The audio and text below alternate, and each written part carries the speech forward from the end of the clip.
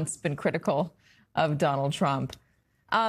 Is Ken Paxton, if he does win, is he really beatable in Texas, or is this just another version of the same story that we keep telling ourselves?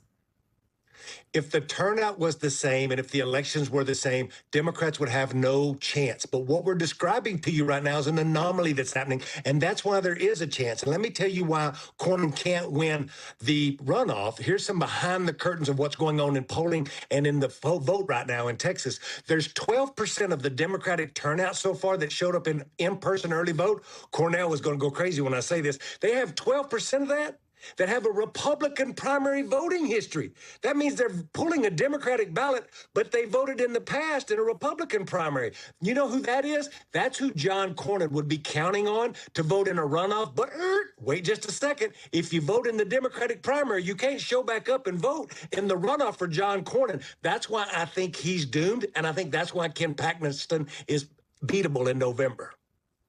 Chuck, you are a riot. Cordell, what do you think? Well, I think what Chuck is saying is pointing out something is really important. Look, Katie, over 80% of incumbents win re-election, right? It's close to 90% if you're talking about senators.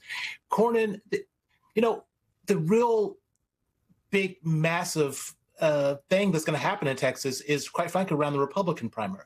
Because if they take out Cornyn, who's someone who's been there 2 decades, right?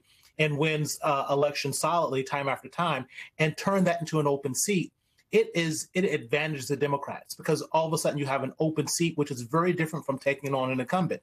And I assure you, if there's an open seat in Texas, Democrats at the national level will absolutely pour money into Texas in a way that they haven't poured money into Texas before, because Schumer needs to expand their map. And